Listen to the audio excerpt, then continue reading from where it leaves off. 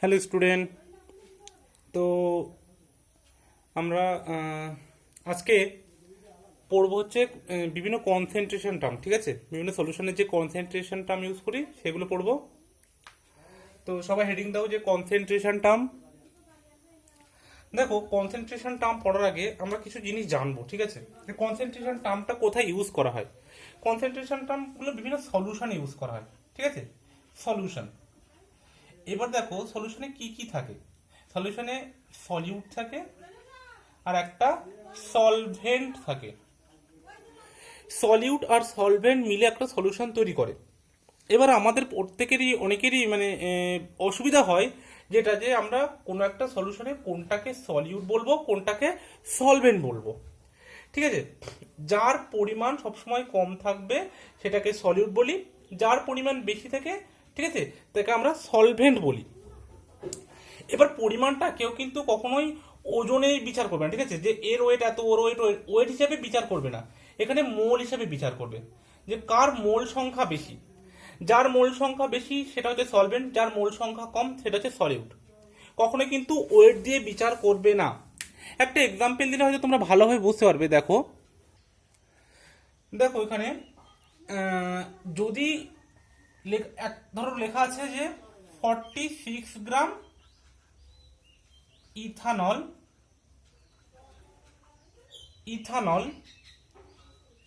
is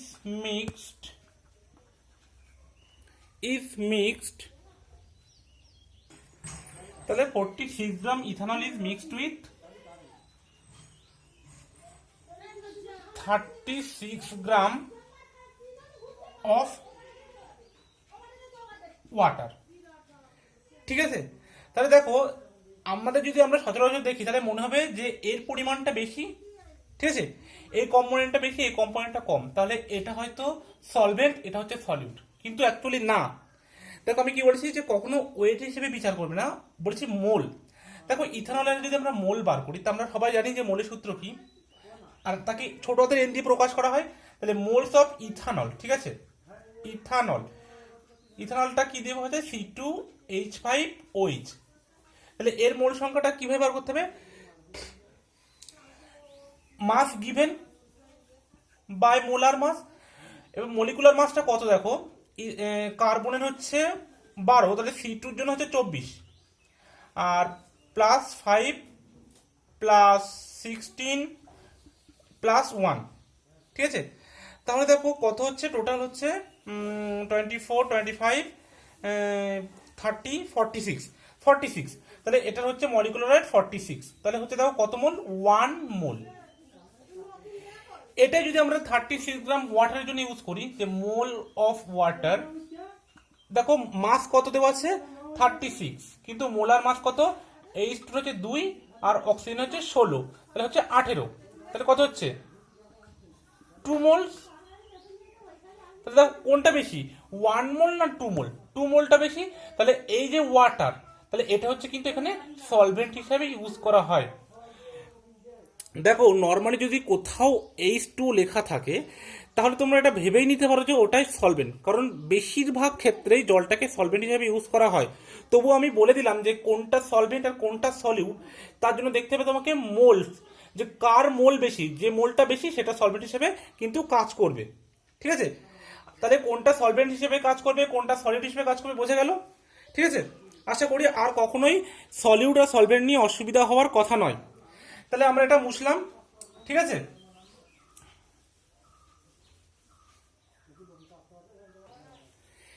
তাহলে এবার আমরা মেইন জিনিসে আসি। ঠিক আছে, মেইন জিনিসটা কি না, কনসেন্ট্রেশন, বা আমরা সেটাকে বলতে পারি স্ট্রেংথ অফ সলিউশন। দেখো স্ট্রেংথ অফ সলিউশনটা কি, স্ট্রেংথ অফ সলিউশনটা লেখো, দ্য অ্যামাউন্ট অফ সলিউট। এটা কিন্তু ভালো করে বুঝবে, the amount of solute dissolved, the amount of solute dissolved per unit solution or solvent। is called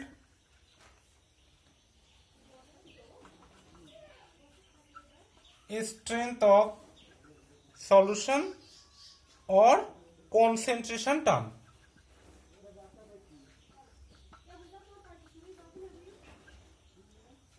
বা এটা বলতে পারো দ্যাট ইজ কনসেন্ট্রেশন টার্ম।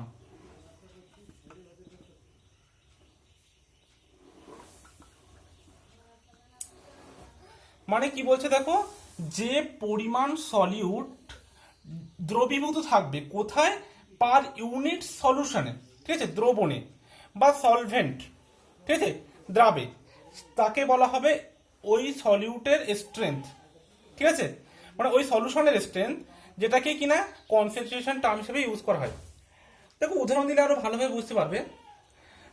এই কনসেন্ট্রেশন টার্মগুলো প্রকাশ করার জন্য বিভিন্ন আমরা ইউনিট বলতে পারো যেগুলো ইউজ করি, ঠিক আছে, যে কনসেন্ট্রেশন টার্মগুলো সেগুলো আমি লিখছি। দেখো 1 নম্বর হচ্ছে মোলারিটি, ঠিক আছে, মোলারিটি যেটাকে ক্যাপিটাল এম দিয়ে প্রকাশ করা হয়, ঠিক আছে।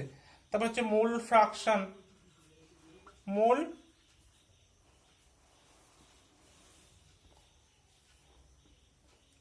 ফ্র্যাকশন, ঠিক আছে, এটাকে এক্স দ্বারা প্রকাশ করা হয়। আরো আছে নাম্বার 3,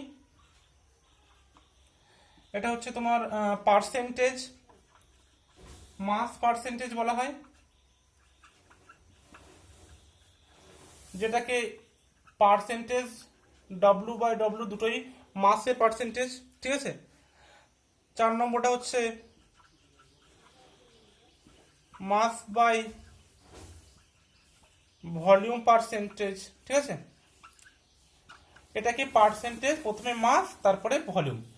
5 নম্বর হচ্ছে ভলিউম বাই ভলিউম, ঠিক আছে, ভলিউম বাই ভলিউম পার্সেন্ট, এটাকে পার্সেন্টেজ দিয়ে এটা ভলিউম বাই ভলিউম, এটা দ্বারা প্রকাশ করা, ঠিক আছে। 6 নম্বর হচ্ছে গ্রাম পার লিটার, কি দেখা যাচ্ছে? হ্যাঁ দেখা যাচ্ছে, গ্রাম পার লিটার। 7 নম্বর হচ্ছে নর্মালিটি, নর্মালিটি যেটাকে এন দ্বারা প্রকাশ করা হয়, ক্যাপিটাল এন। আর 8 নম্বর হচ্ছে মোলালিটি, মোলালিটি, ঠিক আছে, যেটা স্মল এম দিয়ে, molality small M, molarity capital M, normality capital N. এতগুলো কনসেন্ট্রেশন টার্ম আছে, তার মধ্যে যেগুলো ইম্পর্টেন্ট সেটা হচ্ছে, দেখো বলে দিই, যেগুলো আমাদেরকে খুব ভালোভাবে জানতে হবে, যেগুলো আমরা সবসময় ইউজ করব বা পরীক্ষা এক্সামে আসবে, সেটা হচ্ছে মোলারিটি, মোল ফ্র্যাকশন, নর্মালিটি, মোলালিটি, ঠিক আছে, গ্রাম পার লিটারটা মাঝে মাঝে আসে, ঠিক আছে, 1 2 3 4 এইগুলো খুবই ইম্পর্টেন্ট, ঠিক আছে। সাথে এটাও দেখবে একটু, গ্রাম পার লিটারে এটাও দেয়, এই 5টা মেনলি পড়বে। তো আমরা এবার এক এক করে আসি। তো সবাই হেডিং দাও মোলারিটি, ঠিক আছে, সবাই হেডিং দাও মোলারিটি, সবাই হেডিং দিয়েছো মোলারিটি। দেখো মোলারিটিটা প্রকাশ করা হয় বলেছি ক্যাপিটাল এম দ্বারা। মোলারিটি বলতে আমরা কি বুঝি? মোলারিটিটা হচ্ছে দেখো দা নাম্বার অফ মোলস, ঠিক আছে, the number of moles of solute which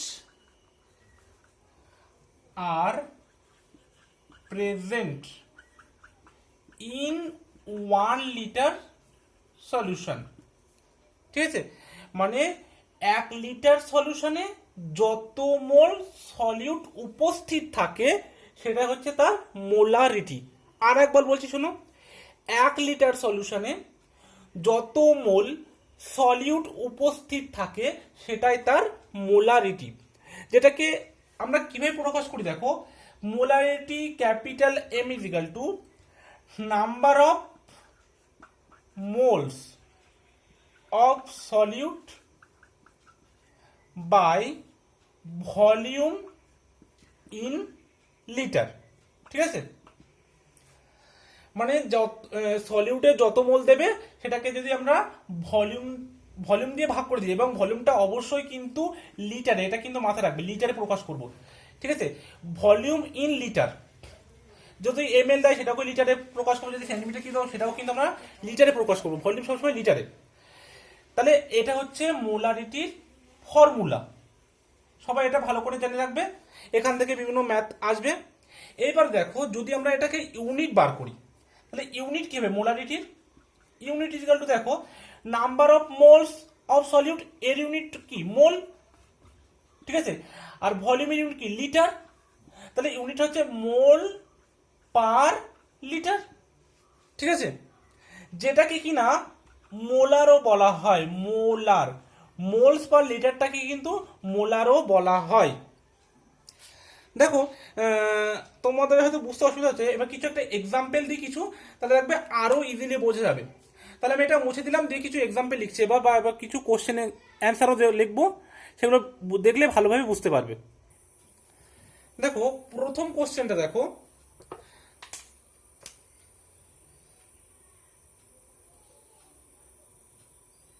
এক নম্বর question, find molarity of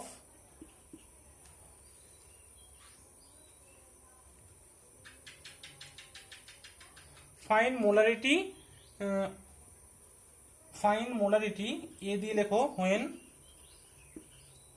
40 gram NaOH dissolved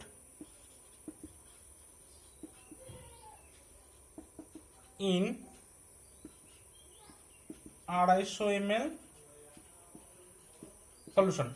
দেখো এই যে মোলারিটি বার করতে বলছে, কার মোলারিটি সবসময় জানবে আমরা কিন্তু সলিউট, কিছু না বলে দিলেও জেনে রাখবে যে সলিউটের মোলারিটি বার করতে পারে, যেটা সলিউট। তো এখানে সলিউটটা কি, NaOH-টা দ্রবীভূত আছে 250 ml সলিউশনে, তাহলে NaOH-টা সলিউট, ঠিক আছে। দরকার পড়লে তোমরা নাম্বার অফ মোলসটা বার করে নিতে পারো। এমনি দেখা যাচ্ছে এখানে জল যেটা আছে 250 ml সেটা কিন্তু সলভেন্ট, এটা কিন্তু সলিউট। তো দেখো আমরা যেটা এক্ষুনি শিখলাম, ঠিক আছে, যে মোলারিটি বার করার সূত্র কি, দেখো মোলারিটি বার করার সূত্র হচ্ছে capital M is equal to number of moles of solute present in 1 litre solution, volume in litre, ঠিক আছে। তাহলে নাম্বার অফ মোলসটা বার করতে হবে। দেখো তাহলে নাম্বার অফ মোলস কিভাবে বার করবো, কার NaOH এর নাম্বার অফ মোলস ছোট হাতের n দিয়ে প্রকাশ করি আমরা, ঠিক আছে। তাহলে number of moles of NaOH। আচ্ছা তোমরা যদি অ্যাটমিক ওয়েট গুলো না জানো তাহলে আমি লিখে দিচ্ছি, এগুলো কিন্তু জানার কথা। সোডিয়ামের অ্যাটমিক ওয়েট 23, অক্সিজেনের 16, হাইড্রোজেনের 1, ঠিক আছে। তো NaOH এ দেখো তাহলে কত হচ্ছে 17, 23, 40। তাহলে নাম্বার অফ মোলস কি বার করতে হয়, মাস গিভেন কত 40 বাই মোলার মাস সেটাও কিন্তু 40, তাহলে হচ্ছে 1। তাহলে নাম্বার অফ মোলসটা কিন্তু 1 বেরিয়েছে। আর এখানে দিয়েছে ভলিউমটা, দেখো ভিটা কত বলেছে, ভলিউমটা বলেছে 250 ml, 250 ml মানে কত লিটার, 250 বাই 1000, তাহলে 0 0 কেটে গেল, 4 25 100, তাহলে 1/4 লিটার। আচ্ছা এটা দেখা যাচ্ছে না, এটা আমি উপরে লিখছি, ঠিক আছে, ইজিক্যাল টু 1/4 লিটার, ঠিক আছে। তাহলে দেখো এই মানগুলো জাস্ট এখানে পুট করব। নাম্বার অফ মোলস কত বেরিয়েছে 1, তাহলে এখানে নাম্বার অফ মোলস লিখে দিলাম 1।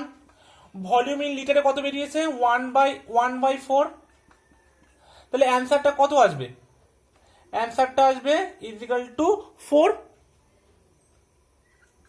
4 কি মোলার বা মোলস পার লিটার, কারণ এটা তো মোলে, 4 মোলস পার লিটার, এটাকে আমরা 4 মোলারও বলতে পারি, অর 4 মোলার, ঠিক আছে। তো এটা খুব বোঝা যাচ্ছে না ভালোভাবে, আমি আর একবার করছি, দেখো একটু মুছে দিয়ে। কি বললাম, molarity is equal to number of moles বেরিয়েছিল 1, আর তোমাকে যে ভলিউমটা লিটারে বেরিয়েছিল 1/4, তাহলে এখানে বার হলো যদি আমরা দেখি তাহলে পারবে 4, এটাকে হচ্ছে মোলস পার লিটার, যেটাকে 4 মোলারও বলতে পারি। ঠিক আছে, এটা হচ্ছে কনসেন্ট্রেশন। ঠিক আছে, মোলারিটিতে বেরিয়ে গেল কনসেন্ট্রেশন বা মোলারিটি। এবার কোথায়, তাহলে তোমরা একটা করবে, আমি তোমাদের একটা বাড়ির কাজ দিচ্ছি। তাহলে দেখো দুটো কোশ্চেন দিয়েছি যে find molarity when 4.9 gram H2SO4 present in 500 centimetre cube solution, আর একটা দিয়েছি 117 gram of NaCl in 1000 centimetre cube solution. ঠিক আছে, এক্ষেত্রে দুটোরই কিন্তু তোমরা যে সলিউট আছে সেই সলিউটের মোলারিটিটা বার করবে বা মোলার কনসেন্ট্রেশন সেটা বার করবে। এবার আমরা নেক্সট যেটা 2 নম্বর ছিল সেটা হচ্ছে মোল ফ্রাকশন। ঠিক আছে, তো সবাই হেডিং দাও যে মোল ফ্রাকশন। দেখো মোল ফ্রাকশনটা কি, সবাই হেডিং দাও প্রথমে যে মোল ফ্রাকশন।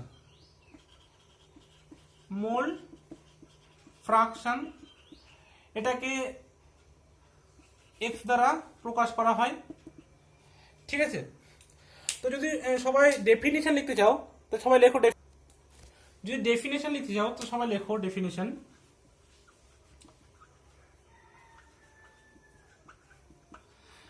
তার আগে দেখো কথাই বলে দিই যে কি বলছে, যে 1 মোল সলিউশনে কত মোল সলিউট প্রেজেন্ট আছে সেটাই কিন্তু মোল ফ্রাকশন। কি বললাম, যদি সলিউশনটা টোটাল 1 মোল হয়, সেই 1 মোল সলিউশনে কত মোল সলিউট প্রেজেন্ট আছে সেটাই কিন্তু মোল ফ্রাকশন। দেখো দা moles of solute present in 1 mole of solution। ঠিক আছে, 1 মোল সলিউশনে কত মোল সলিউট উপস্থিত আছে সেটাই কিন্তু মোল ফ্রাকশন। ঠিক আছে, দেখো উদাহরণ দিলে তোমরা আরো একটু ভালোভাবে বুঝবে। তাহলে উদাহরণ দিয়ে একটা এক্সাম্পলটা দেখো, ধরো কোনো একটা পাত্রে সলিউট আর সলভেন্ট আছে এ আর বি। ধরো এটা সলিউট, এটা সলভেন্ট, সলিউট আর সলভেন্ট মিলেই তো সলিউশন হয়। তাহলে যদি মোল ফ্রাকশন এক্স দ্বারা প্রকাশ করি এবং যদি বলে সলিউটের মোল ফ্রাকশন কত, তাহলে বললাম যে কত মোল সলিউট আছে যেটা কিনা এ বাই 1 মোল সলিউশনে। ঠিক আছে, সলিউশন কিন্তু যেটা সলিউট প্লাস সলভেন্ট। ঠিক আছে, 1 মোল টোটাল, তার মানে N of A plus N of B, যেটাকে আবার আমরা এন অফ টোটাল এনটি দিয়েও লিখতে পারি। ঠিক আছে, যে 1 মোল সলিউশনে কত মোল সলিউট প্রেজেন্ট আছে সেটাই কিন্তু মোল ফ্রাকশন। ঠিক আছে, এবার দেখো মোলটা তো আমরা বার করতে পারি number of mass given by molar mass. ঠিক আছে, তো সাপোজ ধরো যদি এক্স এর এক্স অফ এ মানে মোল ফ্রাকশন অফ এ বার করতে হয়, তাহলে আমরা কি লিখতে পারি যে N of A by N of A plus N of B. আবার যদি বলে সলভেন্টের মোল ফ্রাকশন কত, এক্স অফ বি কত হবে, তাহলে আমরা লিখতে পাবো moles of B by moles of A plus moles of B. তাহলে দেখো যদি বলে তাহলে টোটাল যে সলিউশন তার মোল ফ্রাকশনটা কত, মানে X of A plus X of বিটা কত, তাহলে আমরা দেখবো N of A plus N of B by N of A plus N of B. কারণ দেখো এটা হচ্ছে এলসিএম আমাদের, এবং এই দুটো যেহেতু এলসিএম হয় তাহলে এন বি আর এই এন এ দুটো যোগ হয়ে যাবে এবং হয়ে যাচ্ছে টোটাল 1। সেই জন্যই কিন্তু আমরা যে সংজ্ঞা লিখেছিলাম ডেফিনেশনটা, সেই সংজ্ঞাতে কিন্তু বলেছিলাম যে টোটাল যে সলিউশনের 1 মোল সলিউশনে যত মোল সলিউট প্রেজেন্ট থাকে সেটা কিন্তু তার মোল ফ্রাকশন। ঠিক আছে, তাহলে এক্স এ প্লাস এক্স বি অলওয়েজ কিন্তু 1ই হবে, সব সময় কিন্তু 1 হবে। ঠিক আছে, মানে টোটাল মোল কিন্তু মোল ফ্রাকশনটা 1 হবে। বোঝা গেল? দেখো একটা এক্সাম্পল দিই, সবাই করো। এক্সাম্পলটা করার আগে সবাই বলো তাহলে এই যে মোল ফ্রাকশন এর ইউনিটটা কি হবে, বলো বলো দেখি সবাই। দেখো এটাও কিন্তু মোল, এটাও কিন্তু মোল, দুটোই তো মোলের অনুপাত। তাহলে দুটো যদি সেম জিনিসের অনুপাত হয় তাহলে সেটা কি হয়, সেটা অবশ্যই ইউনিটলেস হয়। তাহলে মোল ফ্রাকশন কিন্তু ইউনিটলেস, কিন্তু মোলারিটি কিন্তু একটা নির্দিষ্ট ইউনিট ছিল, বোঝা গেল? তাহলে মোল ফ্রাকশন হচ্ছে ইউনিটলেস। তাহলে একটা এক্সাম্পল করি, ঠিক আছে, মোল ফ্রাকশন থেকে। দেখো সেই যেটা আমরা একটা এক্সাম্পল নিয়েছিলাম, 46 gram ethanol mixed with 36 gram water. কি কালি বোঝা যাচ্ছে? আচ্ছা চেঞ্জ করছি এটা। তাহলে 36 gram water, calculate mole fraction of solute. ঠিক আছে, মোল ফ্রাকশনটা ক্যালকুলেট করতে হবে সলিউটের। তাহলে দেখো এটা কি হবে, সবাই চেষ্টা করে দেখি। তাহলে দেখো এটা তোমরা নিজেরাই করবে, এটা বাড়ির কাজ থাকলেও, তবে একটু বলে দিচ্ছি হ্যান্ডস, দুটোরই কিন্তু যে সলিউট আছে তারও কিন্তু তোমরা নাম্বার অফ মোলস বার করবে, তারপরে সলভেন্টেরও তোমরা মোল ফ্রাকশন নাম্বার অফ মোলস বার করবে, বার করে কিন্তু মোল ফ্রাকশনটা বার হবে, কারণ দুটোই কিন্তু নাম্বার অফ মোলসের অনুপাত, সেখান থেকে কিন্তু মোল ফ্রাকশনটা বার হবে। তো so first calculate number of moles of solute, number of moles of solvent. Okay, ঠিক আছে, এটা বুঝলাম, এটা বাড়ির কাজ থাকলো। তারপরে দেখো আমরা 3 নম্বরটি টার্ম লিখেছিলাম, কনসেন্ট্রেশন টার্ম, সেটা হচ্ছে তোমার মাস পার্সেন্টেজ। মাস পার্সেন্টেজ, ঠিক আছে। মাস পার্সেন্টেজ দেখো এখান থেকে তো বোঝা যাচ্ছে পার, পার মানে আমরা এরকম দিই পার, পারসেন্ট, সেন্ট মানে কি কিন্তু 100, পার্সেন্টেজ মানে কিন্তু পার 100, ঠিক আছে। তো এটা কিন্তু প্রকাশ করা হয় পার্সেন্টেজ অফ, দুটো যেহেতু মাসের অনুপাত তাই W/W, এটাও মাস এটাও মাস, ঠিক আছে। যদি আমরা এটা সংজ্ঞা দেখি তাহলে দেখো কি হচ্ছে, the mass of solute present, the mass of solute present in 100 gram solution, ঠিক আছে, in 100 গ্রাম সলিউশন। এটাই কিন্তু এর ডেফিনেশন। দেখো পার্সেন্টেজ বললে সবসময় কিন্তু সেটা 100 ধরে নিয়ে কাজ করতে হয়, পার্সেন্টেজ মানে কিন্তু 100, যে কোনো জিনিস পার্সেন্টেজ আমরা বললেই তারা 100 নিয়েই কাজ করি। এটা যেটা ফর্মুলা, ঠিক আছে, পার্সেন্টেজ অফ W/W এর যে ফর্মুলা সেটা হচ্ছে ওয়েট অফ সলিউট, ঠিক আছে, যেটা কিনা আমরা গ্রাম এককে প্রকাশ করি, বাই ওয়েট অফ সলিউশন, এটাও কিন্তু গ্রাম এককে, এবং এটা বেশিরভাগ ক্ষেত্রে কিন্তু আমরা 100 ধরি, ঠিক আছে, এটা বেশিরভাগ ক্ষেত্রে 100 ধরি কিন্তু পার্সেন্টেজে, এবং যেহেতু পার্সেন্টেজ বার করতে হয় তাহলে এটাকে 100 দ্বারা গুণ করতে হবে, এটা হচ্ছে এর ফর্মুলা, ঠিক আছে। এটা মুছে দাও, এটা ধরি আমরা, এটা লিখতে হবে না, এটা হচ্ছে ফর্মুলা। পার্সেন্টেজ মাস পার্সেন্টেজ হচ্ছে weight of solute by weight of solution, দুটোর ইউনিট গ্রাম ইন্টু 100, ঠিক আছে। এর থেকেও কিন্তু এক্সাম্পল দেখা যাক, তাহলে আরো ক্লিয়ার হবে ব্যাপারটা। দেখো বললো 2% W/W অফ ইনিশিয়াল সলিউশন, তার মানে কি, তার মানে হচ্ছে এখানে যে ওয়েট অফ সলিউট কত, ওয়েট অফ সলিউট এখানে যেটা দিয়েছে সেটাই 2 গ্রাম, তাহলে টোটালটা কত বলেছি সলিউশনটা সময় 100 গ্রাম, তাহলে সলভেন্টটা কত হবে, সলভেন্টটা অবশ্যই 98 গ্রাম, কারণ আমরা সবসময় সলিউশনটা নেব 100 গ্রাম, সলিউশন সবসময় কিন্তু 100 গ্রাম, ঠিক আছে। তাহলে সলিউশন থেকে সলিউটটা বাদ দিলে বাদ বাকিটা সলভেন্ট আমরা পেয়ে যাব। তো এখান থেকে একটা ম্যাথ দিচ্ছি, ঠিক আছে, আচ্ছা ম্যাথটা পড়ে দেবো, হোমওয়ার্ক হিসেবে দিয়ে দেবো। আজ এই পর্যন্ত থাকলো, ঠিক আছে, আবার নেক্সট ক্লাসে আলোচনা হবে।